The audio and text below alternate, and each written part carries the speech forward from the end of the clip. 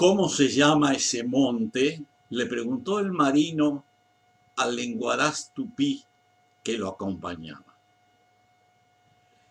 El tupí pensó que en realidad no sabía cómo se llamaba. Él era oriundo de otros territorios bastante retirados y no tenía idea de cómo se llamaría ese pequeño cerro.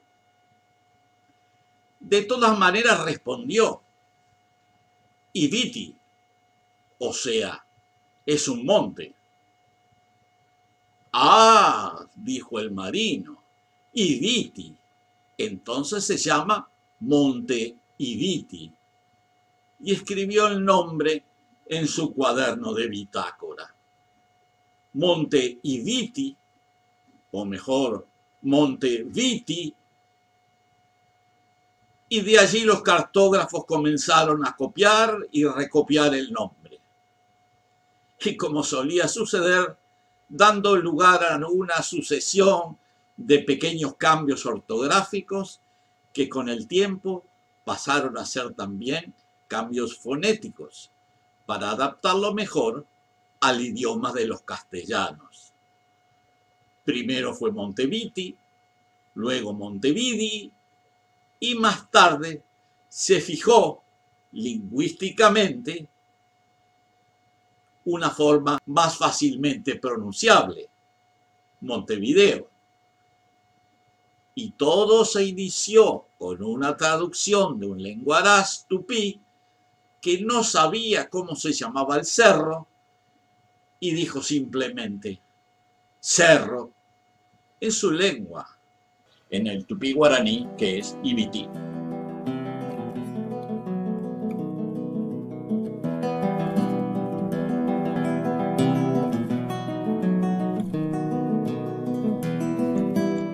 Como decía, ese era el nombre del pequeño cerro de 140 metros, que a pesar de su limitada altitud, sobresalía claramente en un paisaje de suaves lomas que no excedían los 30 o 40 metros. Casualmente ese cerro estaba al lado de una bahía relativamente profunda. Allí se detenían los buques que arribaban al sur de América, y esa bahía fue denominada con el mismo nombre del cerro, la Bahía de Montevideo. Cuando los españoles decidieron fundar una población a orillas de esa bahía tan conveniente, no lo hicieron en la falda de ese cerro característico, sino en una península en la orilla opuesta que se adaptaba mejor para anclar las embarcaciones y tenía más facilidades de futuro amurallamiento para ser protegida de los enemigos, que en esa época eran varios: Portugal, Francia e Inglaterra. Esa población, que como decíamos se estableció en la orilla opuesta al mencionado cerro, también recibió el nombre de Montevideo. Se le agregó su respectiva denominación onomástica. Al estilo español de la época, la adjudicaron a dos santos católicos, San Felipe y Santiago, y así oficialmente la población pasó a llamarse San Felipe y Santiago de Montevideo. Con el paso de los años, los santos se fueron extinguiendo de la toponimia, que quedó circunscripta a Montevideo a secas. Mucho antes, cuando Montevideo no existía, allá por el año 1530, había llegado al lugar un navegante portugués llamado Pero López de Sousa, que formaba parte de una armada de 5 naves y 400 hombres, que había salido 10 meses antes de Lisboa y era capitaneada por su hermano Alfonso de Sousa. Como a otros visitantes anteriores, le llamó la atención el pequeño cerro aislado en el paisaje, y ya que estaba para firmar la soberanía portuguesa, que nunca se concretó al final, le puso nombre, Monte de San Pedro. Llegado al lugar, aprovechó la bahía para refugiarse y desembarcar en la falda de ese cerro identificatorio. Como lo harían muchos otros en tiempos ulteriores, subió a la cima y observó el paisaje desde arriba. Sus comentarios fueron muy laudatorios. Subí con toda la gente a la cumbre del monte de San Pedro, desde donde veíamos campos hasta donde alcanzaba la vista, tan llanos como la palma de la mano, y muchos ríos arbolados a lo largo de ellos. No se puede describir la hermosura de esta tierra. Son tantos los venados, gacelas, avestruces y otras alimañas del tamaño de potros recién nacidos y de su aspecto que el campo está todo cubierto de esta caza. Nunca vi en Portugal tantas ovejas ni cabras como venados en esta tierra. Pero Lope de Sousa había comprobado que el territorio que antecedía al gran río como mar estaba habitado también por numerosas poblaciones nativas.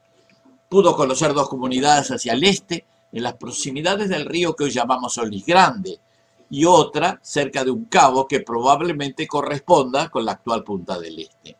En estos casos probablemente pudo conocer algunos grupos minuanes litorales o comunidades emparentadas con ellos. La gente que poblaba las costas cercanas a la bahía y al cerro hacia el occidente, que tal vez eran charrúas, fue visitada también por Lope de Sousa, particularmente donde se encuentran las actuales localidades de Arasatí y Cufré, y pudo comprobar que estaba constituida por una dinámica comunidad de pescadores, tal vez constituidas por charrúas antes que fueran desplazados por la invasión y colonización europea. Así lo relata Lope de Sousa. Salieron del tierra hacia mí 4 almadías. Se reunieron pronto conmigo. Traían arcos, flechas y azagallas de palo. Venía con muchos penachos y pintados de 1000 colores. Sin mostrar miedo y con mucho placer nos abrazaban a todos. Hablaban guturalmente.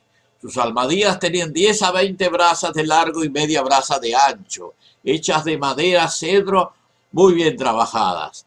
Remaban con unas palas muy largas que en su extremo tenían penachos y borlas de plumas. Remaban 40 hombres de pie. Mandaron una almadía con pescado. Yo les mandé cascabeles y cristales y quedaron tan contentos. Mostraban tanto placer que parecían locos. Venían detrás de nosotros. Uno sanado nadaba más que los delfines, pues avanzaban tanto como nosotros que íbamos con viento muy fresco a popa. Estos hombres son tan grandes y robustos y parece que tienen mucha fuerza. Las mujeres son todas muy bien parecidas. En mi opinión, esta escena no se repetiría nunca más en el futuro. Seguramente en esa época había comunidades similares en la desembocadura del río hoy llamado Santa Lucía y probablemente también en la bahía del Cerro Ibiti, de la que estamos hablando. Aunque cuando llegó Lope de Sousa seguramente se habían retirado, tal vez para evitar encontrarse con estos extranjeros de los grandes barcos que podían ser peligrosos. Y esto se pudo apreciar en los años venideros. Repetidamente varios pueblos indígenas del país sufrieron por experiencia propia las actitudes inamistosas y agresivas de los exploradores de Allende el Mar, que se apoderaban de sus alimentos y secuestraban hombres y mujeres. Por lo tanto, estaban alerta para retirarse en caso de que se avistaran estas naves aladas. Esa es una razón principal por la que los invasores pensaron que la región estaba relativamente despoblada. Sin embargo, todos ellos se informaron en sus crónicas haber divisado decenas o tal vez centenares de humaredas en todos los territorios a los que se acercaban. Sabemos también que uno de los propósitos principales de estas humaredas era la comunicación a distancia. 2 siglos más tarde, después de la visita de Pero Lope de Sousa, los exploradores habían sido sucedidos por otros navegantes y numerosos colonizadores que de a poco se iban apoderando del país. A esta altura, los pueblos nativos costeros habían migrado hacia el interior, alejándose cada vez más de las peligrosas zonas cercanas a la costa. Precisamente de ese momento, antes que se creara la primera colonia española de Montevideo, recogemos el testimonio de Luis Feuillet, que es muy ilustrativo acerca de la geografía de esa zona antes de la ocupación efectiva del lugar. Luis Feuillet era un sacerdote francés, geógrafo, astrónomo y botánico, que se había transformado en un viajero consuetudinario y había recorrido ampliamente las Américas. Feuillet tuvo la oportunidad y experiencia de permanecer en la bahía entonces despoblada y nos dejó sus impresiones descritas con rigurosa exactitud. Llegó en el velero francés San Juan Bautista, recalando en la bahía de Montevideo, pues ya se la conocía con ese nombre. Luego siguió a Buenos Aires y más tarde retornó a la misma bahía donde había de permanecer 40 días. Acaba el sustancioso relato del 20 de octubre de 1708. Se descendió a tierra en la mañana para ir a buscar un lugar cómodo y levantar carpas y construir hornos para hacer galletas, temiendo que faltaran en nuestras provisiones. Si hubiésemos de encontrar, desgraciadamente, vientos contrarios que nos hubiesen detenido mucho tiempo en nuestra travesía. Se encontró en la ensenada de Montevideo, en la orilla del río, un lugar llano, teniendo a un lado una barranquita en la cual nacía una fuente de agua clara. Esto sería la orilla del cerro, donde ahora está la calle Egipto, pienso. Buscando pues este lugar propio a la intención que teníamos, allí nos detuvimos y comenzamos el mismo día a levantar las carpas. La barca volvió al atardecer. Los marinos nos contaron todo lo que había pasado en su pequeño viaje. Nos hicieron saber que habían abordado por la mañana en una pequeña isla. Bueno, en esta isla que parece ser se trataba de la isla llamada hoy Libertad, en medio de la bahía. Habían encontrado una gran cantidad de nidos de aves escondidos en las hierbas altas hasta la cintura, que era imposible avanzar un paso sin pisar alguno.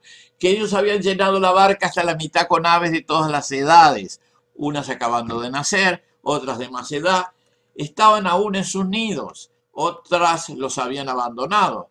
Corrían para esconderse entre las hierbas y las que podían volar se elevaban en los aires muy asustadas, acompañadas de sus padres y de sus madres, cubriendo el cielo con su multitud y dando grandes gritos que retumbaban en la campaña. En el día siguiente, que era el 21 de octubre, la barca partió al amanecer para llevar las provisiones necesarias a los que habían quedado en tierra. Yo me embarqué con mis instrumentos y encontré a mi llegada las carpas levantadas en el fondo de la ensenada de la que he hablado, de donde venían dos ríos procedentes de las vastas llanuras del Brasil. Bueno, estos ríos eran los arroyos Miguelete y Pantanoso, y obviamente no provenían de las llanuras de Brasil. Era una exageración. Sigue Feuillet. Estos ríos eran abundantes en peces de una infinita variedad de especies.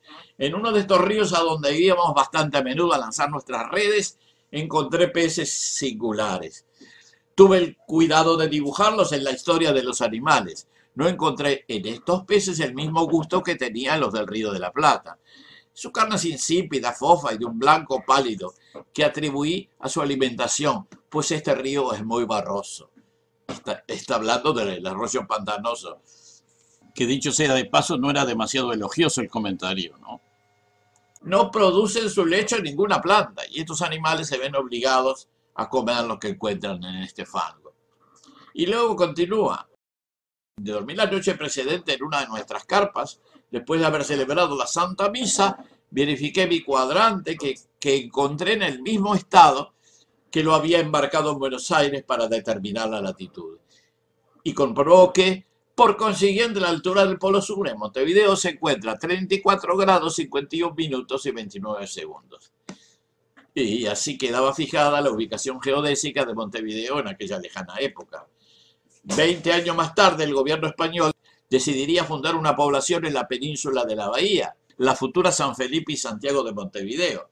Los colonos fundadores tendrían que batallar con los legítimos propietarios de estas tierras, que era la nación Minuán, a la que derrotarían permitiendo la apertura del país al dominio del Imperio Español, que luego habría de ser sucedido por el Imperio de Portugal y de Brasil, y más tarde por la República Oriental hasta nuestros días.